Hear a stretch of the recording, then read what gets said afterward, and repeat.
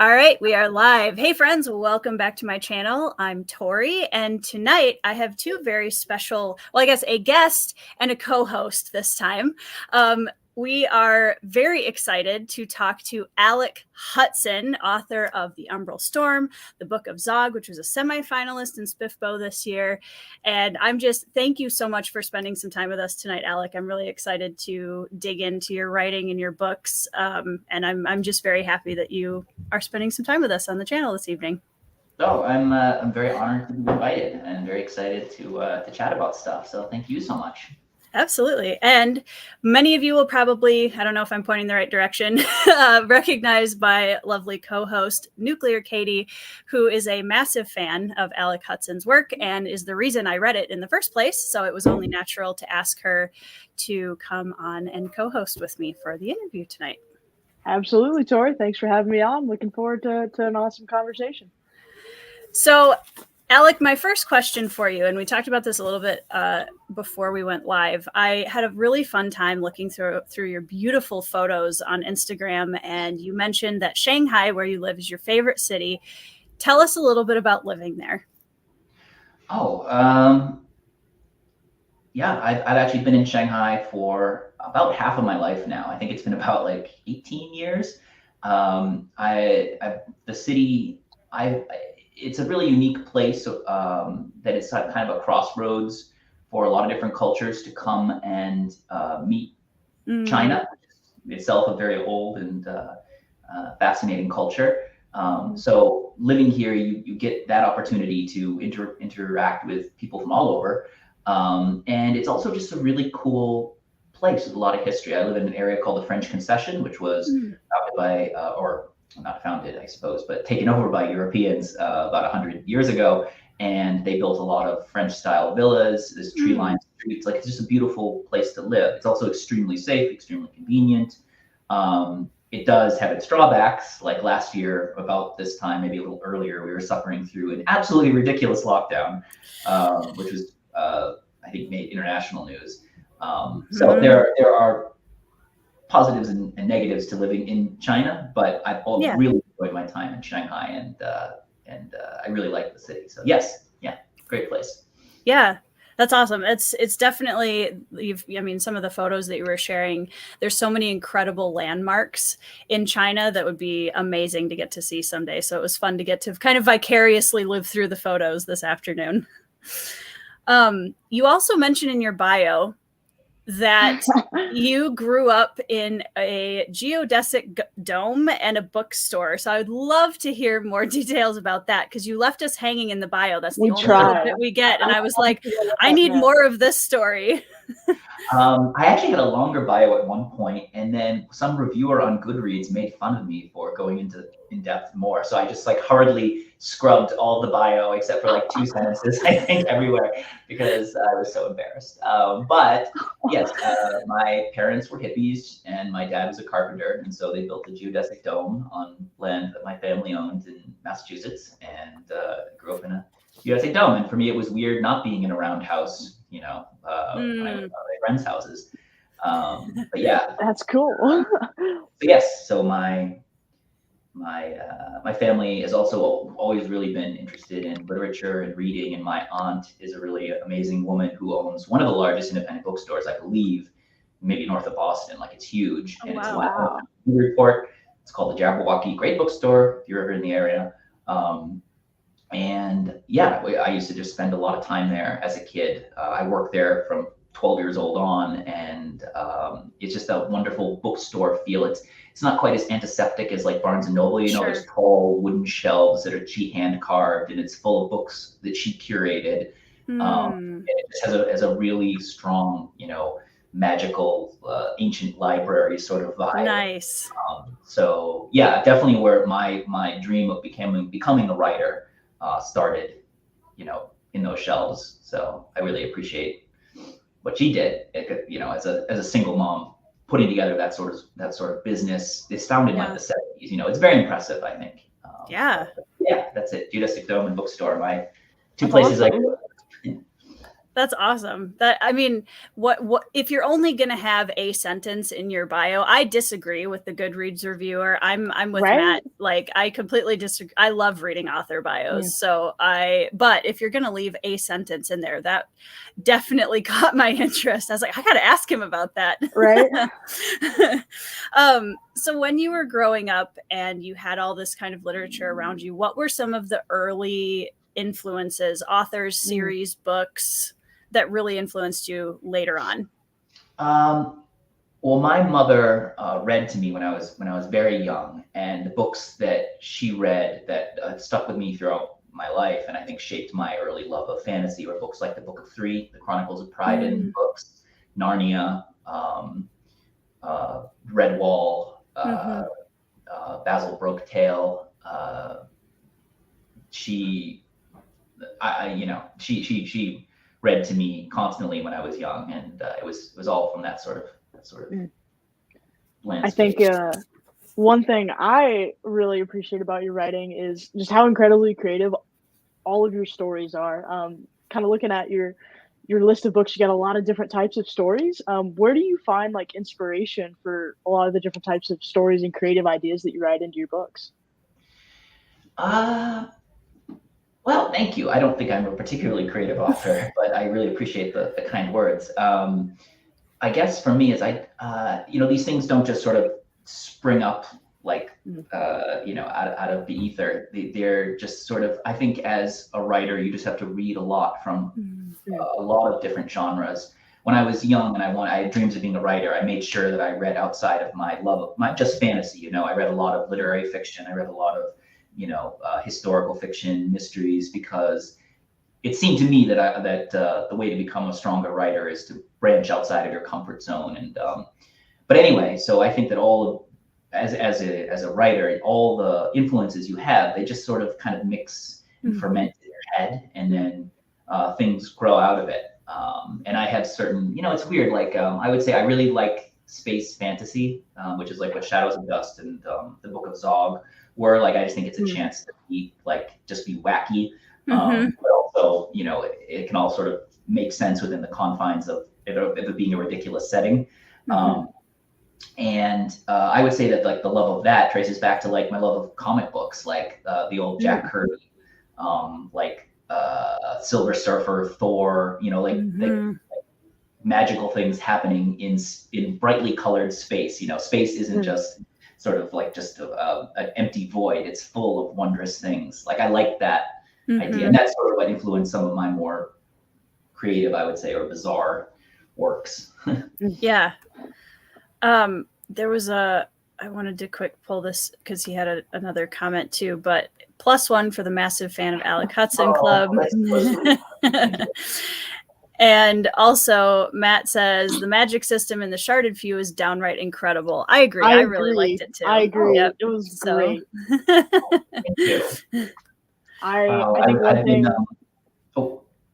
I said I think one thing is like a lot of people, like, you hear progression fantasy, and that can be such a hard box sometimes. That can be such a difficult to read if you don't absolutely love that genre. But I feel like you took it and you made it softer in a sense. Not that it's soft magic, that's not what I'm trying to say, but it's not as harsh as a lot of progression fantasy is, going from one level to the next. After that, you really weaved a story in with your magic system, and I appreciated that a whole ton. I thought it was very well done. I always gravitate towards soft magic systems, just as a reader and a writer. And so when I sat down to try and when I had the idea for sort of a progression fantasy system, it was never going to be as sort of rigid as a lot of, like, which are almost like gamified, sort of systems. I wanted to still have some bit of wonder and a bit of, the magical magic in it, as opposed to just, tiers of levels that you're ascending to get somewhere. Right. I think you hit the nail on the head with that very, very well. Because when I recommended Tori the book, I was like, I know Tori doesn't love progression fantasy, so I was like, just read it. It's different. You're gonna like it. Just read it. It's different. Oh, yeah. Thank you. Yeah. Thank you. And it was one of those things where, like you said, there's kind of it's a progression fantasy that does have a softer magic system in place that to me, sometimes the progression fantasy, that's the point, and you kind of lose the characters and the story structure in this like constant leveling up kind of structure. And that's what I really liked about Umbral Storm, was that it never felt like I was losing the story within the progression of the magic system. Okay, well, that's awesome. Thank you so much. I actually, I'm just getting back into writing the sequel, and so I've just reread the Umbral Storm, and I have like a huge document of like all the little things I have to remember, because there's so many little things, what powers does Rena have? How many second tier abilities? You know what I'm saying? Like, and I don't want to mess it up. So I have like a huge notion online that has just like everything in there. So hopefully I won't make any mistakes. Right. But yeah, it is a lot to remember. It's a lot more. I like when I write like more softer magic systems, like in my Raveling series. It's like I don't need to remember everyone's exact ability or something like that. It's a little different. Yeah, exactly. Yeah, I'm in the process of publishing my first epic fantasy, and then kind of starting to very faintly look at starting book 2. And I feel like there's kind of this fear that goes into the next book in the series, because in the first book you have all this room to play, you're setting things up, and then in book 2, like you said, you have to suddenly remember all the things you set up in book 1. So outside of keeping a very careful list of the things you need to remember, like, how do you approach, okay, we're going into the rest of the series now, here's how I keep myself on track and motivated to finish it out from after you're finished with book 1? So for my first couple series that I wrote, it was just basically world building details I needed to keep straight. And I had those just in like a Word document somewhere. And then actually most of it I just kept in my head, and I was able to keep it straight. If I needed to reference something, I just go look and see what was in an earlier book.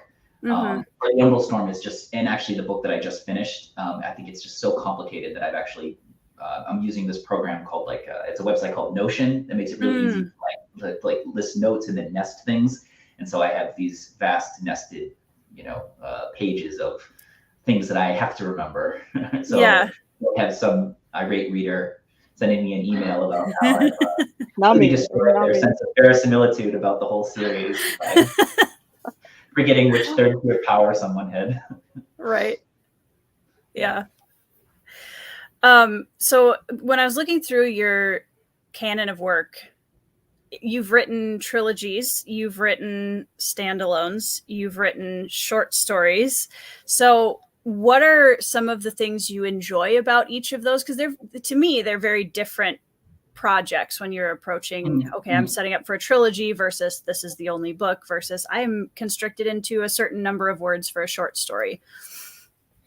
I think short stories are very satisfying when they come together. Usually it's within just a couple thousand words, and if you feel you've hit all the things you intended to going into it, you have a satisfying conclusion, like there's an emotional beat that resonates, there's an interesting world that you've managed to construct in a very small space. Like they're just satisfying to write, I feel like.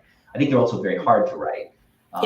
Most of my short stories I wrote in the couple years prior to writing Crimson Queen, which was my first book, because I wanted to practice writing. I thought it would just make more sense to write short stories as opposed to writing novels, because it's hard to, a novel is such an obligation. So I dabbled in short stories, and when I started being able to get them accepted and published online, I was like, okay, all right, well, I'm probably ready to attempt a novel if I can get these out in the world at least.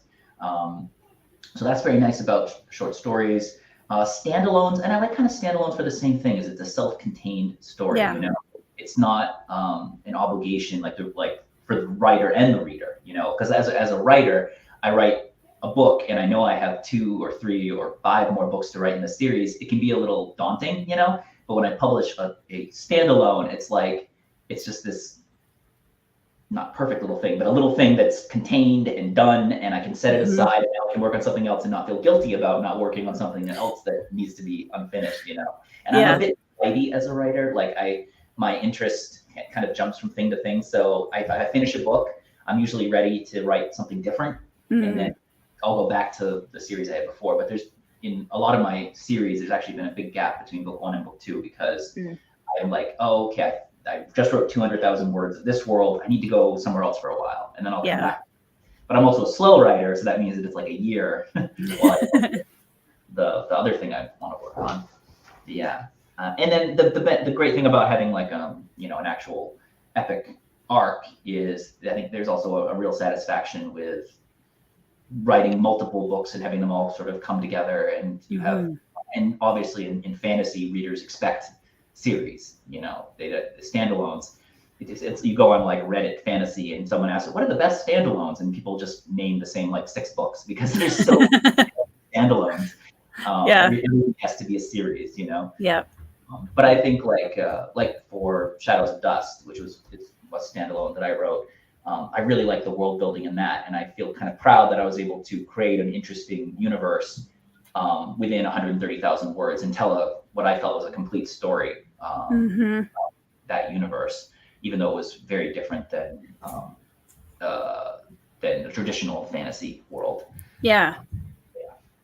I mean, I was intrigued by the fact that there's a flying turtle on the cover. I'm sold. The cover is awesome. It's so cool. Amazing. Honestly, all of your covers are just very cool looking. Do you use the same cover artist for all of them? I move around, but yeah, I honestly feel like just to the aspiring writers out there, cover is really something that if you're going to spend money on, you know, editing is obviously important as well, but going for the best cover you can. Yep. And honestly, it's not just the cover that's the key to art. It's the typography. That's the secret, I think, to a great cover that a lot of writers don't realize is it'll have beautiful art and then they'll just have like Canva typography and it doesn't ruin it, but it cheapens the beautiful image that they've paid for. So I always just to recommend, just to tell writers out there, is go find a really good typographer. I mean, I use someone called Sean King, and he is amazing. I think he's maybe the best in the indie space. But yeah, that's something to spend. Oh yes, but my artist, yes, I jump around. Shadows of Dust is probably my favorite cover. I have it up on my wall. Very cool. Somewhere over here. There it is. Nice. Nice. And that's by Felix Ortiz, who's another. He's a great indie fantasy artist. And he's only done one cover for me, but I'd love for him to do more.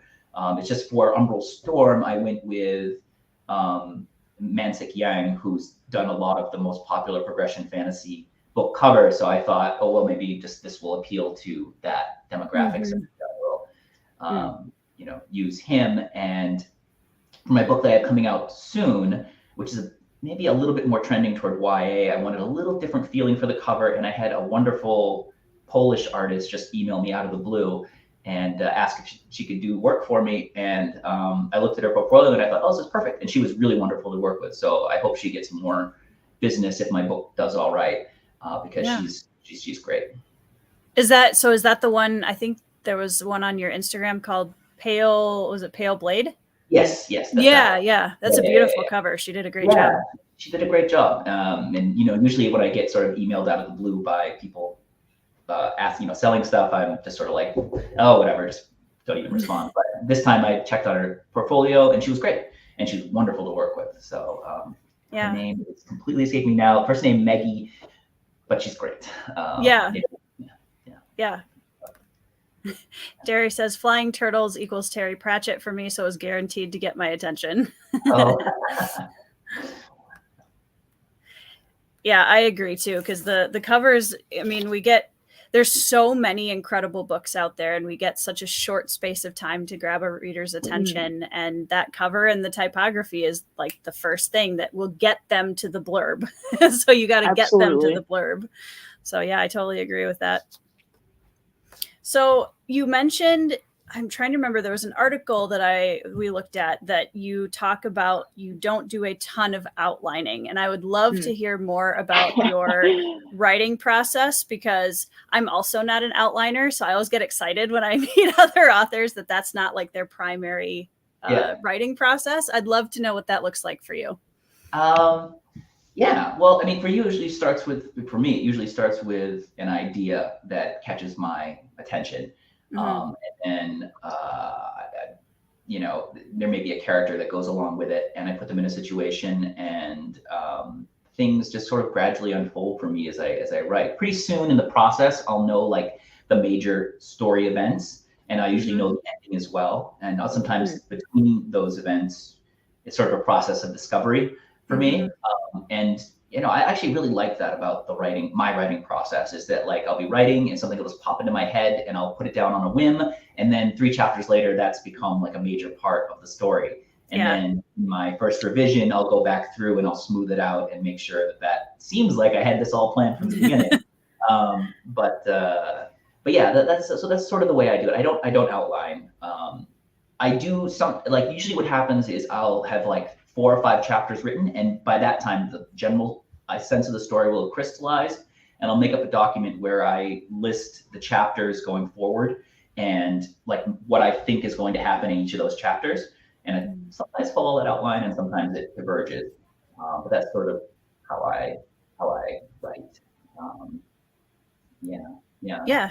I have very, very like one particular scene that I think is going to be pivotal, is like super sharp in my mind. Like for Umbrell Storm, it was when Darren was in the cave with the baleworm, and we're gonna talk about that later. I love that early on that I really wanted to write, and it was just like super sharp in my head. So I could first tell. part of the book was to get to that point where I could have that scene, and then later on, there were other important scenes, especially the eventual the whole situation at the end with the fight up on top of the mesa. That was also really, really sharp in my mind. But the journey to get to those places is always a little hazy until How do you, when you start like writing a first book in a series, do you have like any idea of if it's going to be a trilogy or if it's going to be a standalone, or do you just start with an idea and see where it goes? I think I always default. Well, okay, so if it's a standalone, if I'm planning on a standalone, I usually know if it's a standalone. In terms of a series, I always just kind of default to trilogy, because that's sort of the fantasy default. But I think in retrospect, The Raveling should have been like a 5-book series or a 6-book series. And I think Umbral Storm, if I allow what my ideas are for the world and the larger plot to unfold, it will definitely be longer than a trilogy. But we'll see how it all comes together. I might write just like incredibly long books and turn it into a trilogy that's like 1 million words. Sure, yeah. 3 1,000-page books. Do like a Stormlight Archive trilogy. Something like that. Yeah. Derry wanted to know, if you aren't working with an outline, what do you do if a scene takes you somewhere unanticipated but great? Good question, Derry. Like if the scene is if things are flowing and it feels right, then I just write it, and I say shoehorn, but it will get smooth. It may seem rough at first, but once you return it to it in revision, you can definitely smooth it out. Anything can be injected into a story and made to seem natural after you have some time to actually sort of play with it. But I always feel like if I feel something feels right to me as I'm writing, I will definitely keep it and go from there. Yeah. I always kind of look at it as that's how you know that your story and your characters are starting to gain a little bit of a life of their own, because once things start moving and you start realizing, oh, this is going in a slightly different direction, oftentimes, for me at least, it's because the characters kind of come off the page a little bit, and now it's almost more of, it sounds weird to say it this way, but it's almost more of a collaborative process between me and the story, whereas at the beginning it was me trying to get things going. But yeah, that discovery side I think is so much fun as a writer, and it allows you to just kind of intuitively move through the process and listen when you have a new idea, which is usually a good thing, I think. So when you decided to publish Crimson Queen, which you said was your first novel, what drew you to indie publishing specifically? What made you make that choice? Well, I have to be completely honest that I had no idea indie publishing, fantasy publishing even existed when I was writing Crimson Queen, or even when I finished it. I serialized it online just to get some feedback and also for me to finish writing it, because I found that by just having chapters out there and people waiting for chapters, it made me, actually writing it as opposed to, allowing myself to be distracted. Yeah. And then in the forums of one of these, I think it was actually Wattpad I was doing this on, I met Michael J. Sullivan, who used to hang out with Wattpad. Wow. Cool. That's really cool. Revelations. I don't know how to pronounce that. Right. I didn't read those, but I knew he was an author, and Yeah. he was evangelical about indie publishing. So he really pushed hard in the forums that you could, because he started out. I think it was actually small press, but then he got the rights back. He self-published, then trad published, and I think now it might even be self-published again, or some aspects of them are self-published. But he really believes in self-publishing. Yeah. And so that's how that germinated. And I started to query, and I don't know if you guys have ever, well, Katie hasn't, but I don't know, Tori, if you've ever gone through the query process, but it is miserable. And I've heard. It's absolutely horrible. And it's not fair to the writers at all, I feel, because you have to write query letters to agents, but you really don't send your work. So you just have to kind of entice them with these like hooks. But if you're writing something that's more traditional, you don't have as much of a hook as someone who's writing anything. Anyway, I actually did get some bites, but the timetable of traditional publishing is ridiculous. Let me just give you this little story. Like I started querying, I would say in March, and I set out 10 queries to like the biggest agencies and agents for Crimson Queen. And most never responded to me. A few asked for partial requests, including one I got back in like July, I think, from the biggest fantasy agency out there. And I was excited, so I sent them my partial request. Well, fast forward like 6 months, and I still hadn't heard anything from them. And so I was like, well, okay, you know what? I'm just going to self-publish. I'm not planning on making a living out of this. I just want to get my work out there. It's been 9 months since I started this process. So I published Crimson Queen, and immediately it started doing really, really well on Amazon. Like it went to, I think it was at like 400 in the store a month into having published. And then a email from the agent at Donald Mass, and he was like, "Oh, could I have a full request of your manuscript? I love the partial." And I was like, "What? I sent the query 9 months ago, and you just got back to me now? Like, well, I mean, I self-published." So that's how my very brief experience with trad publishing went. But just the idea that like, you'd query and you wouldn't even get a response really for 6 months or 9 months. It compared to how fast self-publishing moves, it's just sort of incredible. Anyway, so that's my trad pub story. And so after Michael J. Sullivan kind of turned me on to self-publishing, I got into it. I started researching it. I started reading some of the books in it, and I was like, you know what, some of the stuff is really good. And then I just put together Queen into a book and published it. And I had no expectations, and it did well right off the bat. So I just rolled with it. Now 6-7 years later, still rolling with it. Any regrets?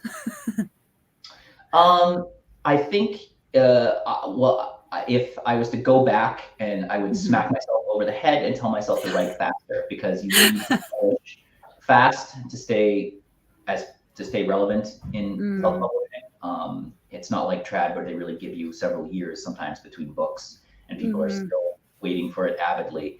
The attention span is much shorter in self-publishing. So, the Crimson Queen may have sold 100,000 copies, but the second one sold far, far less. And if I'd published it 9 months or 6 months after Crimson Queen, it would have done much, much better. It didn't do poorly, but it's just I think you have to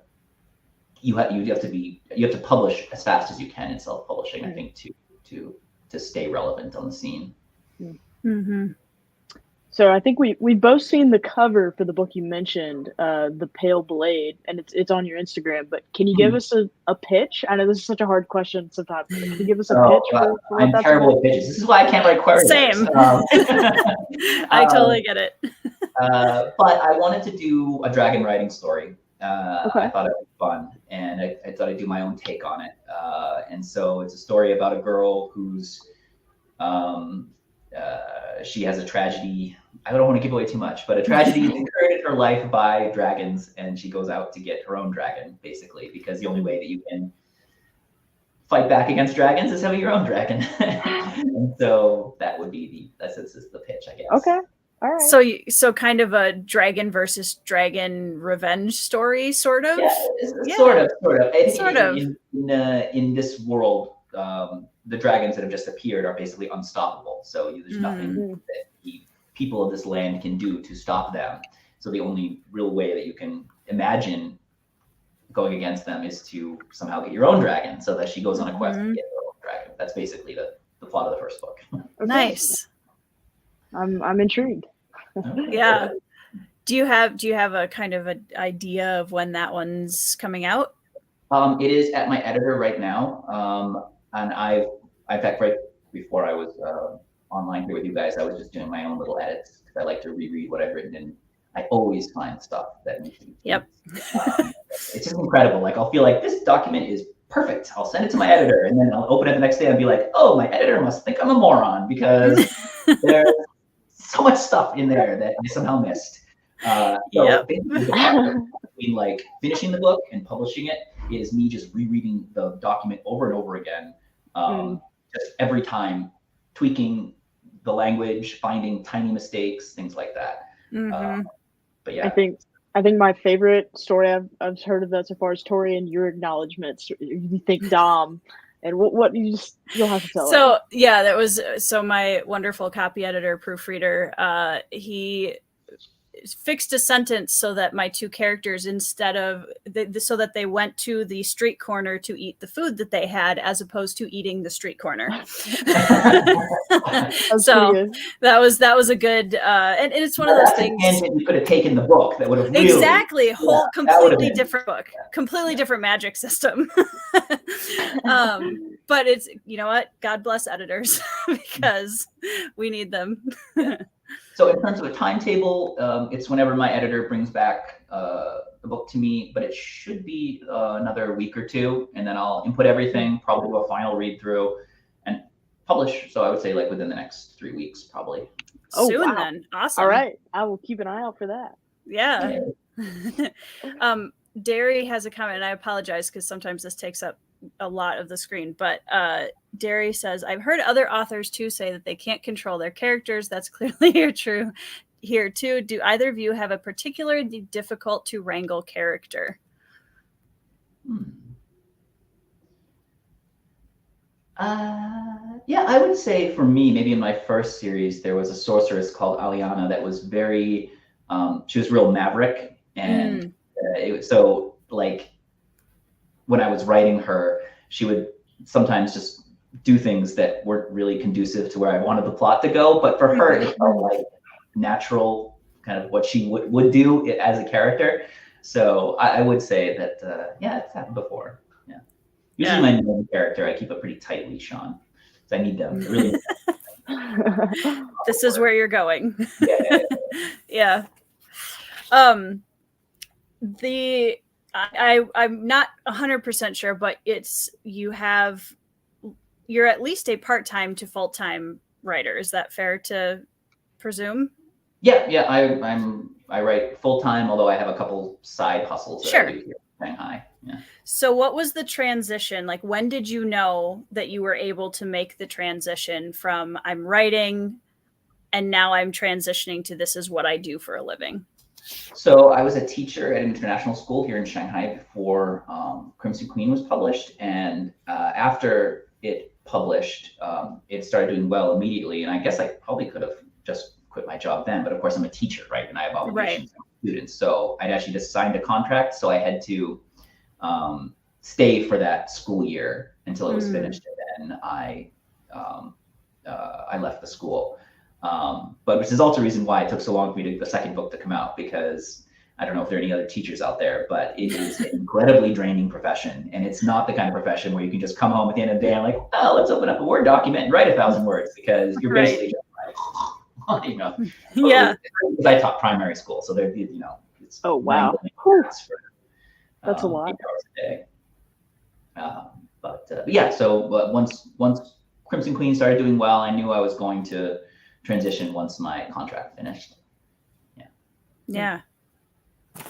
Well, and with that, kind of alongside going to full-time writer, what is in your opinion, some of the most important things that an indie author can do to help them towards success? And I know you mentioned like making sure they're staying on top of that publishing schedule, but other than that, are there other things that you think really contribute to indie success? A lot of things that I don't do very well. I do think that it's really important for authors to network and get out there and push themselves and push their books, not in an abrasive way, but but to go out and be a loud advocate for their work. But I am a terrific introvert, so I would prefer just to turtle inside my office and do writing and throw books out into the world and try to forget that they're out there. So I'm in a Slack group with some of the most successful indie authors out there. Guys like mind blanking, Will White, Phil Tucker, these guys. And they definitely have a much better handle on the business side than I do. But that's fine. Like, I've resigned myself to the fact that I will never have the ability to push my books like some other writers do. It's not my personality, and it would make me miserable to try and do it. So as long as I can publish and some people still read, I'm happy. I don't need to be a multi-platinum selling artist if I just have my little group that enjoys what I do. And Tori and I were talking about this earlier as well. Like, with the Umbrell Storm, I don't think you really needed to in the past year. You know how many booktubers I've heard pick up that book and just start talking about it? Like, which is really surprising to me. I don't know. I wasn't expecting much, honestly, because I thought when I published it that I'd missed the mark in regards to, because I'd written it for an audience, which I usually don't do. And I don't think that audience ever really picked it up. But not that audience, because if you go to like Art Progression Fantasy, nobody talks about my book. They're all talking about Defiance of the Fall and Azeroth Healer and things like that, whatever they are. So I thought I just missed the mark, and it was just gonna. But then other people liked it who were really huge Progression Fantasy. I think you got and this is something we also talked about earlier, but if someone came to me and said, "Hey, I really like Brandon Sanderson. What else would you recommend to me that I might like?" I would say the Umbral Storm. Easy. Really? Just because the magic system is because that's what a lot of people love about Mistborn in particular, right? Is that hard magic system.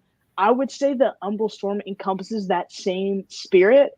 I think the world is more creative. Personally, I have my issues, but That's really sweet. Thank you so much. Yeah, that's. I think you definitely got the epic fantasy genre box attention. Maybe not progressive fantasy, but people who like epic fantasy, I think it's good. Yeah. Okay. Well, wonderful. Thank you. Yeah. I really have to. I have tens of thousands of words written on the sequel, but I need to. As soon as this book is out in the world that I've just written, my entire attention goes on it, and I will write it as fast as possible. We're all waiting. Well, I was going to go ahead. I'm actually really excited about where the story goes. I think the second book is going to be a lot more interesting. But okay. Wow. Okay. Well, all right. The first book was pretty. It was so funny because when I posted that I was doing the chat with you this evening, I had several people messaging me, ask him when Umbrell Storm 2 is coming out. I gotta ask him. You gotta ask. So there's a group of readers that are just rabidly waiting for this book. Hopefully they won't lose interest, and it's another 9 months from now. Sorry about that. No, not at all. We're patient for books that we're excited about. Absolutely. Yeah. Well, and I think that's something that I've found too, is that sometimes I think indie authors can rush through because they rush through the process so much that, I do think that it's hard because yes, the market, like you said, is, it moves a lot quicker and the attention span is shorter. But I do think there's something to be said for authors who really just take the time to write the story they want to tell and really give it the attention it deserves. So, yeah. So I'm willing to wait, but I'm excited to read it. One of the things that I wanted to ask you, and this is something that I try to ask as many authors as I can, is when you have, there was one Instagram post that I really appreciated that you shared, and that was that I'm trying to remember how long ago it was, but it was something to the effect of, having a hard time with my writing and just things going on, you know, just kind of this down day. And I think I really appreciate when authors share that, because we all have those days where we question everything we've done and we wonder if we're doing anything right. And when you hit those days, when you have those down days, what keeps you going? What do you do to keep yourself motivated? Well, some days you just have to accept the fact that the writing is not going to come, and you do something else that is productive, whether that's editing or, you know, doing a little bit of marketing or something like that. I think for me, at least, I think some authors, and I really respect them, they can just sit down every day and write 7,000 words like clockwork in 3 hours. I don't understand. Yeah, right. And so for me, it's like everything needs to be perfect. Like I need to feel good. I need to have the universe has to align itself perfectly for me to be really productive. And it's just the way I am. And when it's not good, it's really hard to get things going. I mean, I think what you're referring to is last year and much of this year was really, really hard for me. Shanghai had this really terrible lockdown where we were confined to our apartments and subsisting on moldy vegetables for weeks. And then immediately after that, which is much worse, is my mom got sick about a year ago, and she ended up passing in May. And basically for that 6-month period, I didn't write anything. Like I really, my head was not in it. Everything was sort of gray and listless, you know. And when everything was settled and I started to I gotta get back into writing, I pulled out the sequel to Umbral Storm because I knew, but then another book, which became The Pale Blade, that I'd started a long time ago, the main character is actually, I always felt a lot like my mom, who was a real tomboy. And I just felt like this strong compulsion to finish the story with kind of her. It was a story I wanted to tell at the time. So that's what I've been working on since May or so until finishing, you know, a month ago or whatever. So anyway, that's the backstory of why the Umbrell Storm. It was just a really, really hard year. And I also, it's not all negative. Like I just had a baby a few months ago. It's my first child. So things are trending up and life is good. You know, you just go through ups and downs in life and things whack and wane, and you just gotta have to roll with it. And sometimes if you don't really, for me at least, if I'm really not feeling creative or like I want to write, it doesn't go well with me when I force myself to. So it's better for me to wait it out and get into a spot where I can be happy and productive. Yeah, I think that makes a lot of sense. And what's so cool about that, I think as writers, we have this ability to like kind of immortalize. And like, it makes total sense to me that you would take a swerve into writing a book that to me sounds like it's kind of a legacy of your mom, which is really, really cool. So I'm even more excited to read it now. That's going to be really cool. So congratulations on finishing it. And it's going to be awesome to see the final product in a few weeks. It's going to be amazing. Thank you.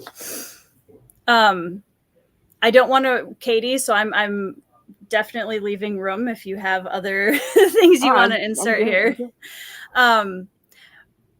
Going into SPFBO a little bit, you've been a very decorated SPFBO participant. You've had, you know, the Umbrell Storm was a finalist, Crimson Queen was a finalist, Book of Zog this year was a semifinalist, and that's like, you've had a very consistent success with SPFBO, which is really cool. And we talked a little bit about that before we went live, but what do you think? Do you think that it's had an impact on the success you've had, and what was your experience like with SPFBO?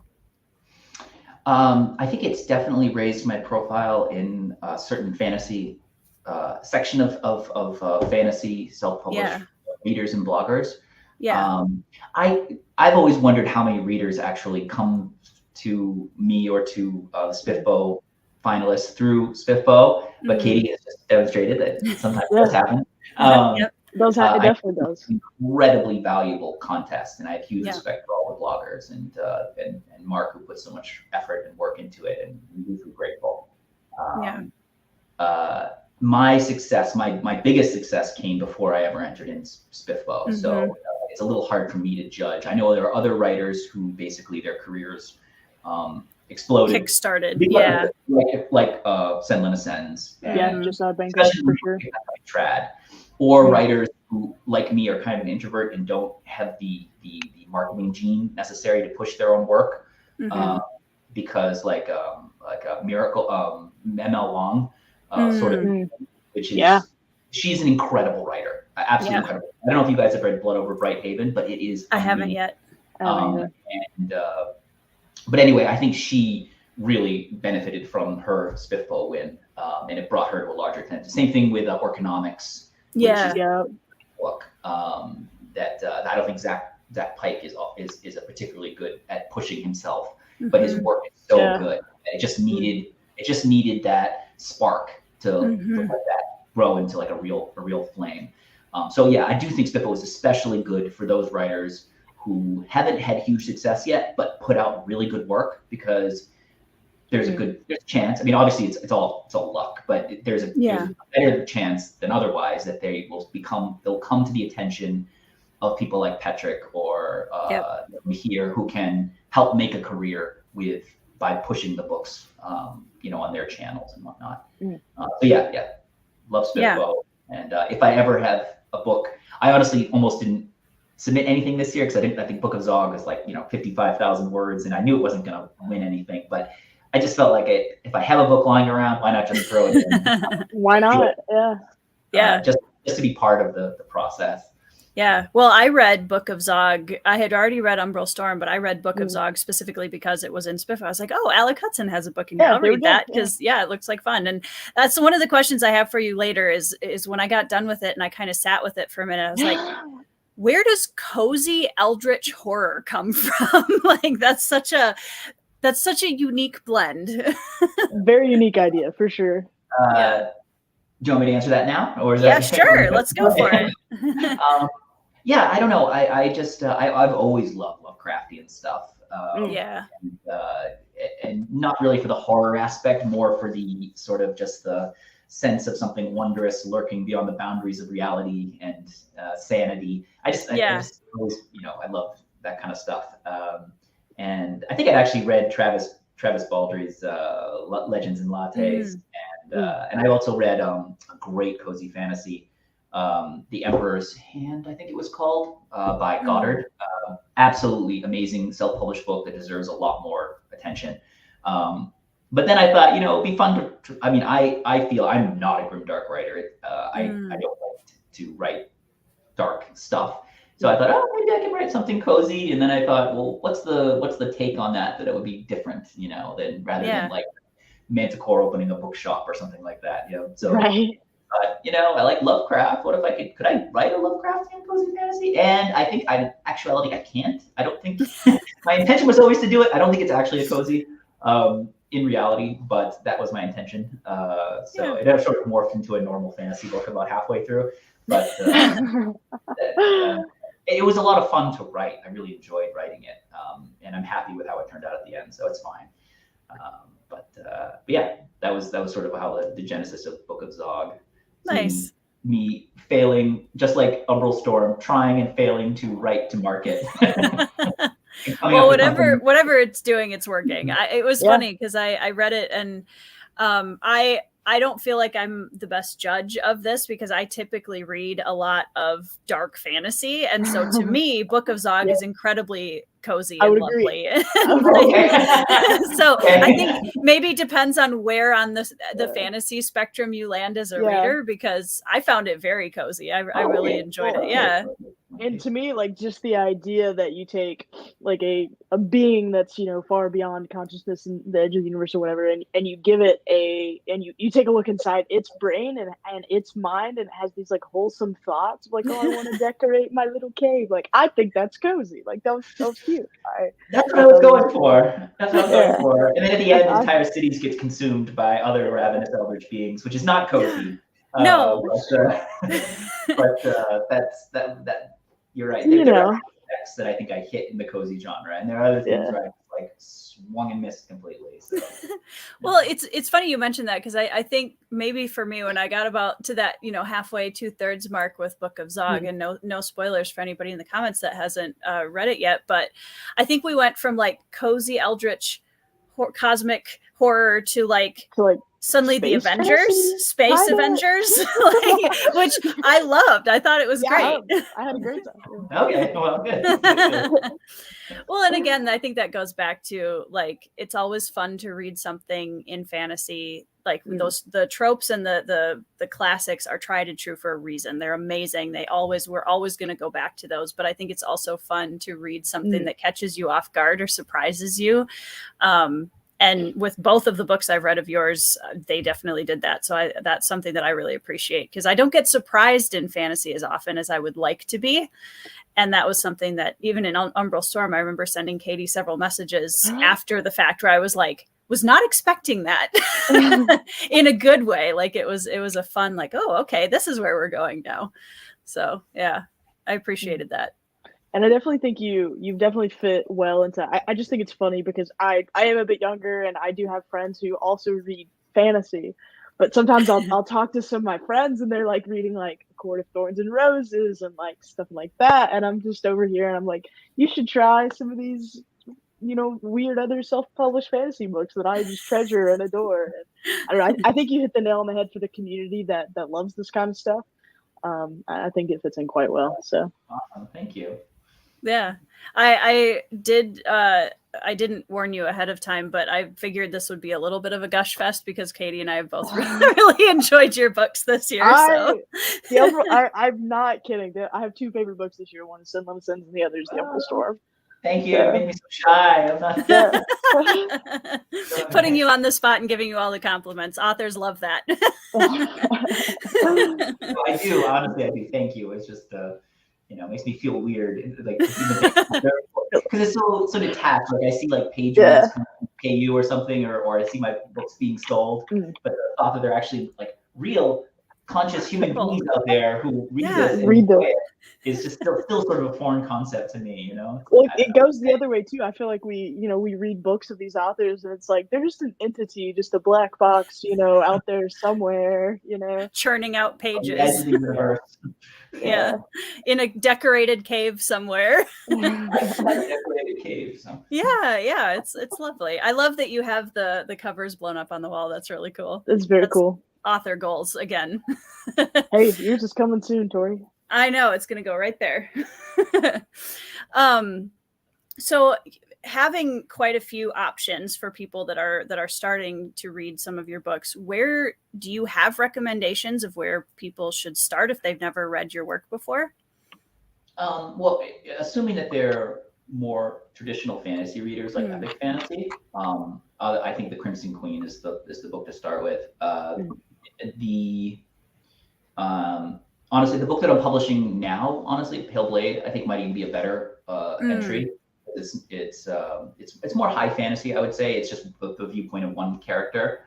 And it's I think I've matured a bit as a writer since I wrote The Queen, like 7-8 years ago. So it might be a better entry.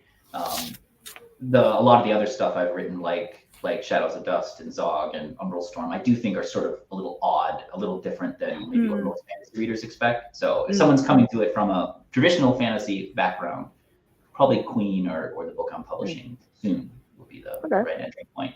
And if they're more of like a wacky fantasy reader, then some of the other books. Yeah.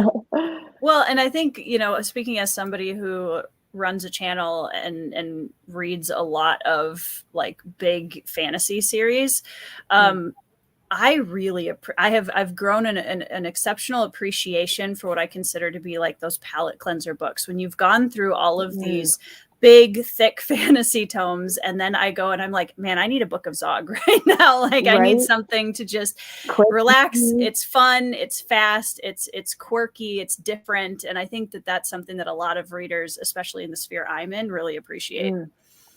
No, totally. Yeah. I can imagine that would serve the same purpose as an author too. I don't know. Completely. When you've written like a 200,000 word, this is what happened after Umbral Storm. Actually, was that I'd written that 200,000 words.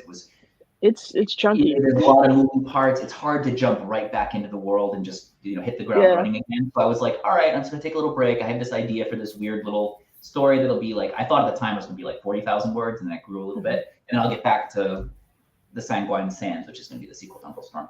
So it's essentially why I wrote it, just because it's completely different and just very different, go in a different direction. Kind of jostle the creative cogs a little bit. I think well, for me at least, I'm the kind of writer that needs to jump around a little bit to stay fresh, I think. Yeah, I totally relate to that.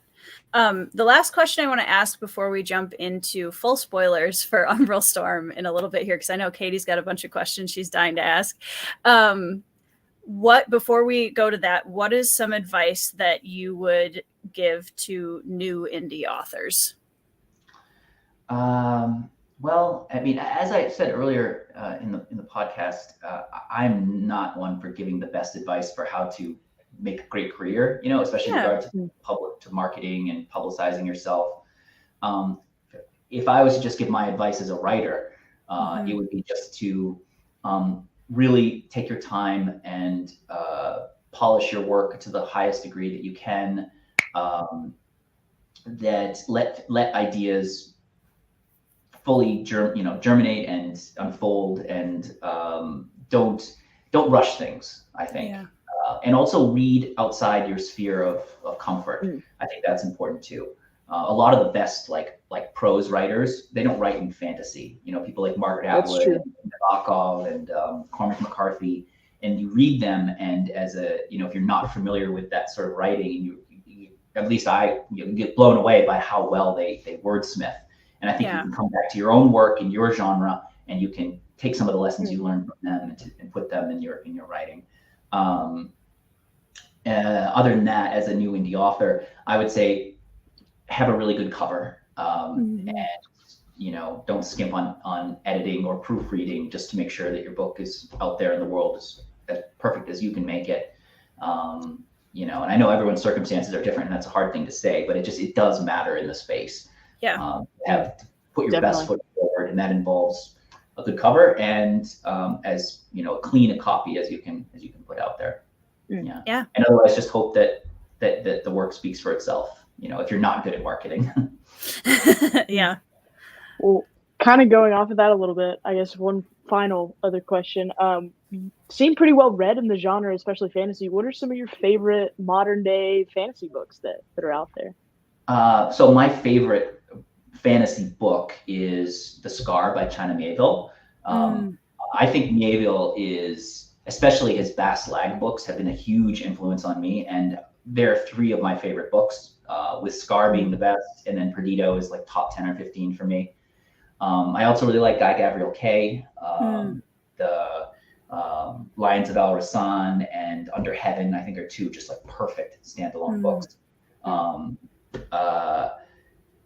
In the indie space, I mean, there's a ton of great stuff, but I really think ML Wong, in 10 years, people are going to look back and she's going to be one of the biggest fantasy writers in the world.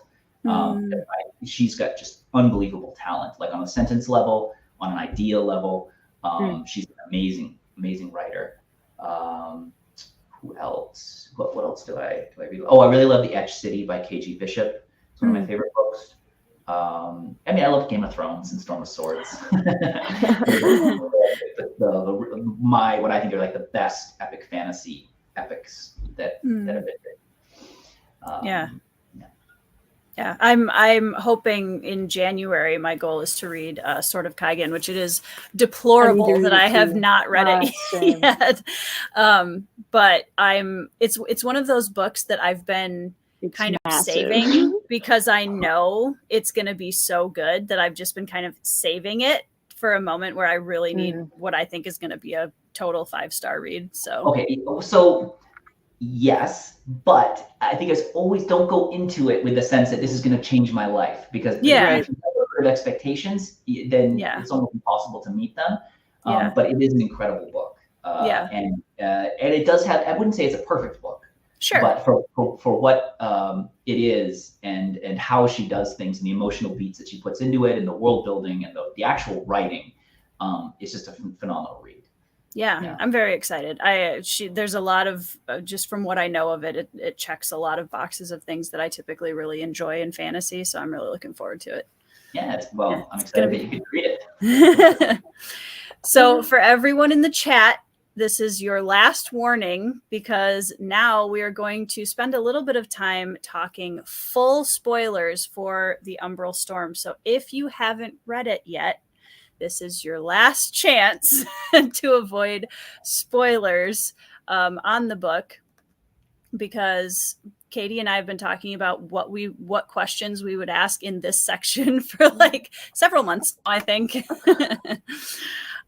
So yeah, that's your final warning, everybody. If you haven't read Umbrell Storm, there will be spoilers. I've done my duty. I think it's very clear, very clear. Take it away, Katie. I think for me, like, the single biggest question is, tell me about your experience. And you mentioned you have scenes that you see very vividly. For me, the scene that really made me fall in love with the book was the cave scene. Darren gets pushed in the cave, and then that whole sequence all the way until they fight the Baleworm. Tell me about your experience writing that and how that scene came to you.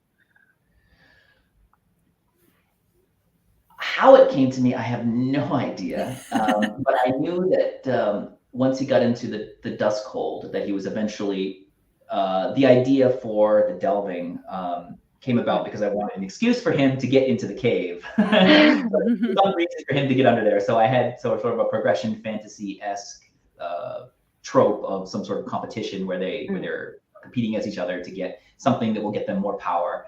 And then I always had, full spoiler, okay, Minakis betraying him and pushing him down, and then that was just the purpose. I think that scene, why I liked it, because it gave it visually, I just like the image that I had in my head of the whole scene, but also I liked how it sort of intimates at a deeper lore that goes beyond even what's been introduced so far. Absolutely. And so, because I have a deeper lore, and you just kind of have to, as a writer, you don't want like world build through like just someone finding a book in the library that gives like a 5-page description about something that happened in the past. You want to try and sprinkle little hints that there's more to things than maybe have appeared so far. And so that was fun in that scene, was trying to when you definitely accomplished that, especially with the, he finds the 12 shard, I think it was 12 shards, and then specifically the sword, the wind shard sword. Those two things definitely made me think, there's more to the Duskhold than even the current Duskhold leader knows about, which was really, really interesting. So I definitely appreciated it. You definitely got that across. So. Yay. Okay. Yeah. Well, and I think too, like with the Baleworm, what I thought was so cool about that scene. First of all, I'm incredibly claustrophobic, scene was cool. I am so impressed by authors who can make me feel what the character is feeling. And that whole part where Darren was stuck in that, I was just like, the whole time. I hate snakes. So for me, the idea of a giant snake circling me, like hiding in a cave or something. Terrifying. So too, like I could sense the snake. It was crazy. Well, and what I was going to ask with the Baleworm especially is just like, I've heard authors, I've read a lot of books where you have these kind of like very ancient beings within a story.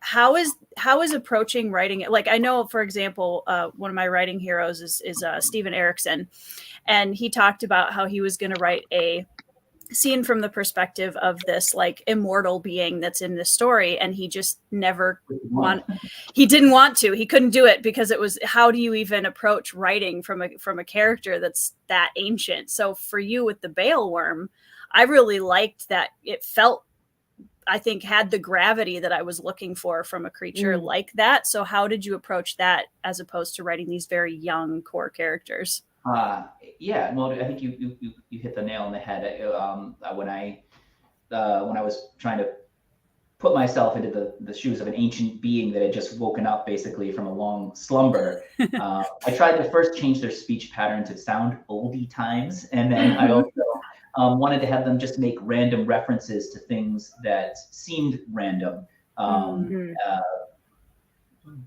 and also give the creature the sense of like ancient and powerful, and how they were interacting with the other characters. And you think the leaders of the Duskhold and the High Sharded are like the apex of this world in terms of power. And then I was just trying to show that there's something else out there in the world that's on par with them. Well, when they tried to fight it, they got their rear ends kicked pretty good for a minute. Yeah, the other thing that I wanted to ask too, kind of going to the other end of the spectrum as far as characters go, was I'm one of my most beloved tropes in fantasy is the motley crew, and I always love when we have a group of characters that is all very distinct and unique from each other. So you have Darren, and you have Heth, and you have, is it Alia? Yeah. So why, because I can imagine a story where you chose one of those three to tell the story. What was it about the group of them that made them the right characters to, like, it wasn't just one, it wasn't just Darren, it wasn't etc. It was all three of them telling the story. Well, right from the beginning of when the book was first sort of like gestating in my mind, one was a dynamic I wanted to have was Darren and Heth, where they started as like the servant of the other, and then the roles get flipped halfway through. And and what I was hoping for, what I was going for, is that initially you really disliked Heth because he's like an arrogant noble son, but then by the end you feel like he's made a character arc that's satisfying enough that you don't the redemption. Redemption arc, exactly. So that was always one of the main ideas of the book when I was going in. Alia actually just sort of interjected herself into the story pretty early on, and then she became a main character. But I'm not even sure when I first sat down to write, if I saw it as a 3-character story. I think it was Darren and Heth initially. Yeah. Okay. And then it makes sense that Alia would just kind of wander in. That seems very on brand for her character. The other thing, talking about atmosphere, and it was something that Katie and I were talking about this afternoon, the atmosphere of the Duskhold, it's such a poignant setting. So, talk a little bit about maybe how, like, just creating the setting of that and how that features into the story. Well, they're the Shadow Sharded, so I figured they had to be sort of somber and sort of just atmosphere to their hold. I think that was something I decided pretty early on, was that each of the shards would be very different, So the Storm Sharded I see as more of like a Game of Thrones style medieval court, where everything is bright, chivalrous, and then the Duskhold is more of like a monastery, like the sort of sense to it. And then in the later books to spend more time in Ashasai, which is going to be completely different. So yeah, that was just I felt like the maybe that's too trite, but I felt like each of the holds should sort of correspond to their shards. The shards they represent a little bit, the flame hold, a bunch of that definitely makes a lot of sense. For me, one thing I thought was interesting was, like, it felt like you had each of these worlds within the sharded, whatever type they were. You had their own world. But also what I really liked was you built this world around these groups that seemed bigger and more interesting. You have the Wind Sharded fighting these creatures that we're not really sure what they are or where they come from. They're just these massive bug things that, come out of nowhere. You're like, what is that?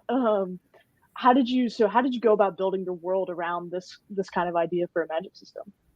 Well, I mentioned I really like Game of Thrones, and one thing I really appreciate about Martin's book is the sense of wonder I got reading about Ashai or places that he it's not just the Seven Kingdoms. Each of the parts of the world has a very rich history. Even if he just mentions it briefly, your imagination gets piqued.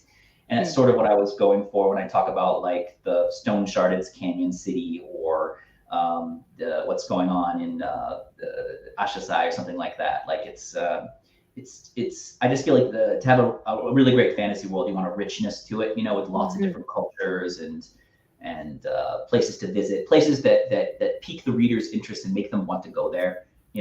So I guess that's what I was going for. And I like the idea of each of the shard groups having very distinct cultures, and I thought that would make the whole conflict between them more interesting as well.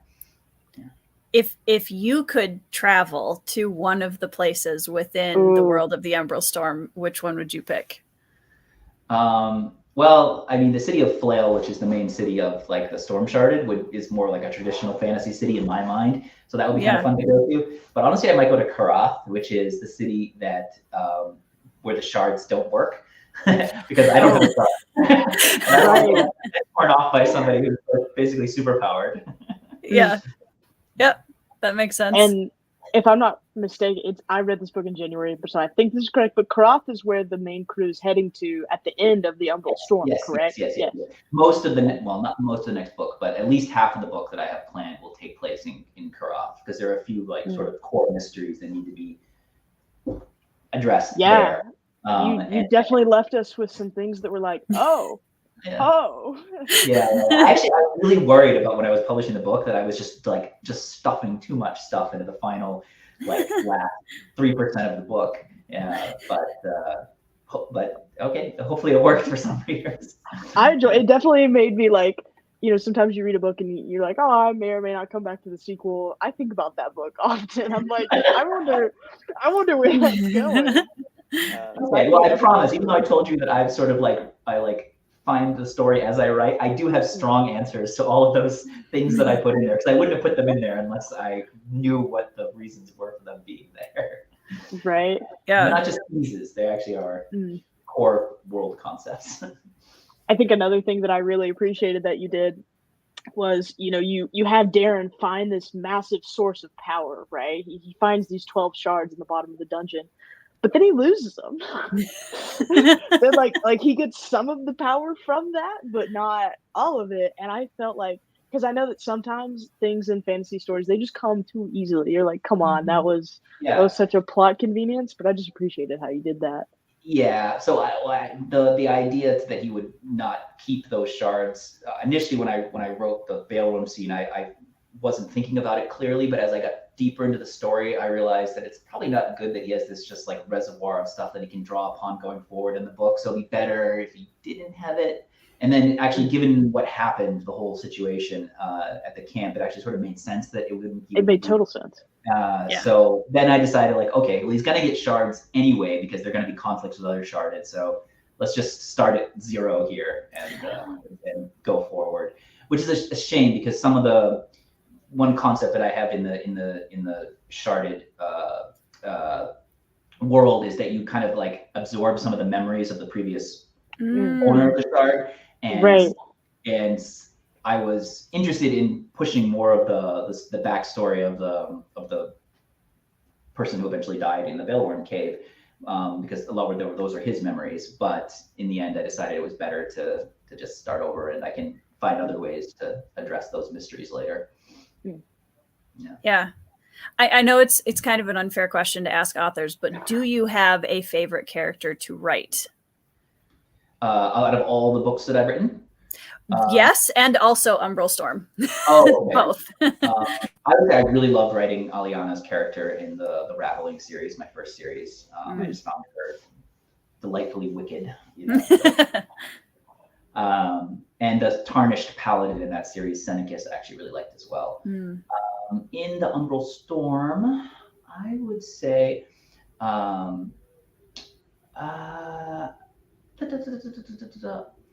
really like, I mean, I don't write from her perspective, but I like Rena a lot. And I like, I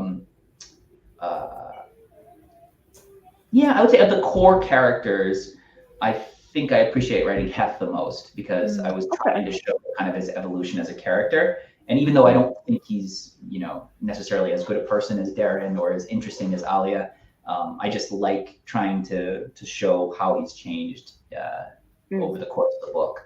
So I would say he's my favorite core character to write. Yeah. I think some of the most vivid characters in the book for me were definitely the Duskhold leader and what was her name again? Sorry. Rena or Rena? Yes, Rena. Okay. Those two characters felt so vivid to me. Did you have any inspiration for them? I would say that Duskhold's was it Kale Shen? That's right. I had kind of like the visual image of him for me was pretty strong. It actually kind of looked like, now that I think about it, he looks like Geralt of Rivia, like, because he has like the long white hair and he's powerfully built. Yeah. I guess I was always thinking of Elric of Melnimede. Yeah, however that's pronounced, because he has the black sword and he rules over this sort of like kingdom of shadows. But physically, yeah, I would say Geralt is probably a better comp to him. But yeah, I always wanted him to be a really strong kind of mysterious character in the book. And I really find characters interesting that are not necessarily like, I don't villains for evil's sake. I like Sauron never intrigued me as a villain because he's just like a bad guy. But I like characters who think they're doing the right thing or think that they are doing something that needs to be done, and that's interpreted as evil by other people. So his kind of characterization is something I like to write as well. Yeah. A question, I think one of my last questions on Umbral Storm was an idea that shows up right away at the beginning of the book. I remember starting the first chapter of Umbral Storm and putting the book down and looking at my husband, and I just said, "There's tree crabs." I love that. Like, that was just such a random thing that honestly, that was one of the things in the very first chapter of the book that had me hooked instantly. I was like, okay, this is different. I'm here for that. So where did tree crabs come from? Well, I would say it just sort of like popped into my head about what they could possibly be doing in the forest. But I will say is that I do have an image in my mind that I saw on like a National Geographic or something a long time ago of like these Christmas Island crabs that are enormous, and they actually it was an image of it like on a trunk of a tree, and it was a huge crab on the trunk of a tree, and so I've always had that in my mind as being looks like this exists in the world, and I think when I sat down, I think like, what could they be hunting? Hey, why not tree crabs? Sure, tree crabs. It caught my attention. Yeah. Okay. Very much. Oh. Yeah, Derry says tree crabs are totally a thing. Yeah. Well, and I mean, this isn't really an Umbrell Storm spoiler, but you mentioned reading a lot outside of your chosen genre and reading a lot and kind of bringing in all those inspirations. If you were to write outside the fantasy genre, what do you think would be the most likely genre that you'd write in? Science fiction notwithstanding. We're going to take that out of the picture. It would probably be literary fiction that has sort of like a realist or a magical realist aspect to it.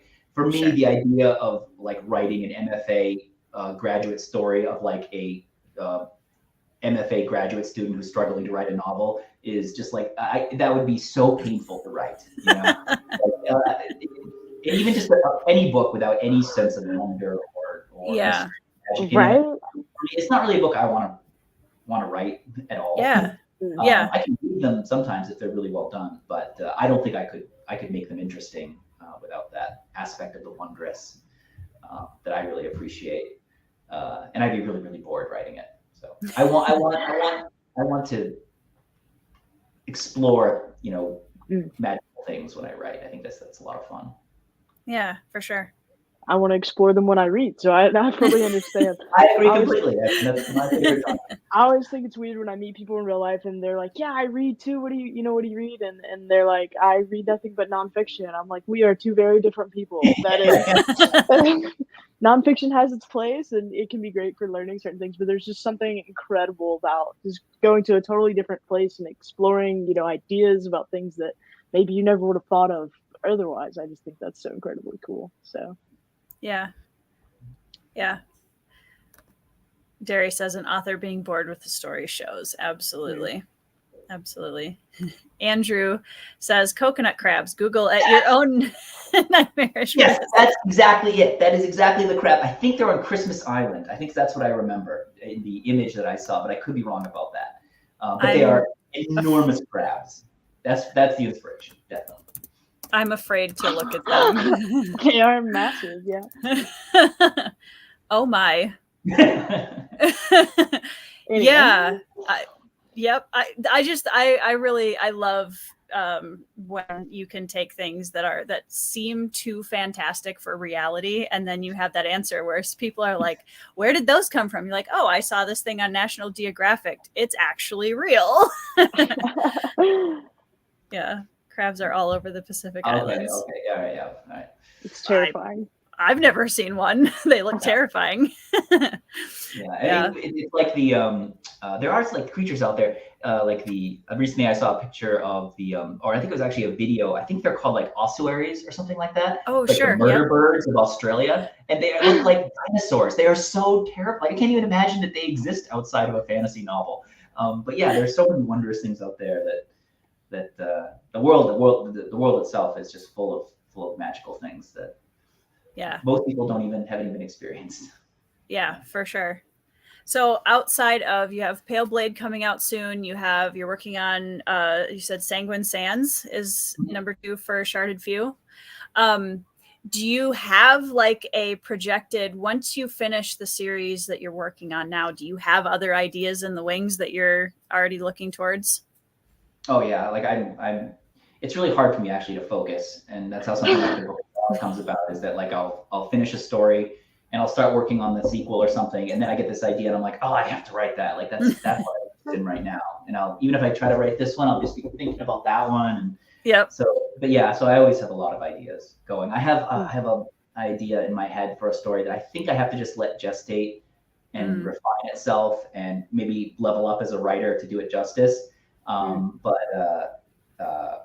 it's sort of like I don't know if you know David Mitchell, the writer. He wrote Cloud Atlas, and he's definitely an amazing writer. But he wrote a book called The Thousand Autumns of Jacob de Zoet, and so I had kind of like a fantasy take on that I have slowly gestated. Okay. I was gonna merge it with the Ian Banks Player of Games. It's a mashup that I have in my head that I would love to, but it just has to. I'm not quite there yet where I think I can do it justice. Yeah. I'm so glad that you mentioned that, because one of the things that I think is not talked about enough or given enough credit is that, like you said, that gestation period where sometimes you just need to let a story or a world or a character sit and kind of percolate for a while until you start discovering more and more about it. And sometimes that, like you said, it takes time to just let it sit, and you get new experiences that you can kind of tap into. And so I really appreciate when authors bring that up, because I think it's a underrated part of writing. Yeah. And I do feel like I could, if I was the kind of writer, because I do have writer friends, and God bless them, who can sit down and write 8,000 to 10,000 words a day, and they do it every day, and they publish a book every 2 months or something.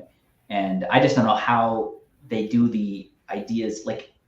I just can't imagine. I don't know how the ideas can become fully realized in such a short time span, Yeah. For me, I write 1,000 to 1,500 words a day, and I go back all the time to tweak things later on as I'm writing months later, I totally agree with you that I think it's an essential part of the writing process for me. Certainly, is just letting things slowly come together. Absolutely. We have another David Mitchell fan in the chat. Yeah, amazing writer. And if it's for someone who, let's say you read mostly fantasy or science fiction, if you want to read literary fiction that will absolutely enthrall you without, okay, he does a fair bit of science fiction magic-y stuff in his books, but a person with it's classified as literary fiction, definitely. Yeah. I would highly recommend reading his stuff. I guess stuff like The Bone Clocks is almost like Stephen King in its relationship to the fantastic, but other things like Number 9 Dream, maybe, or the one he wrote about his life. Forgetting the name, but there are different levels of the fantastic in his books. And on a sentence level, he's a phenomenal writer. Phenomenal. I love when a novel has just wonderful prose. So that's definitely, I think, something I'll have to check out. Yeah. Well, Katie, do you have any other Umbrell Storm or writer or anything questions before I close this out? I think that encompassed just about everything. So. Oh, well, Derry has a quick question for us. I was going to ask about the gestation period of stories. Do some appear fully formed? Do some never quite convince you they're ready?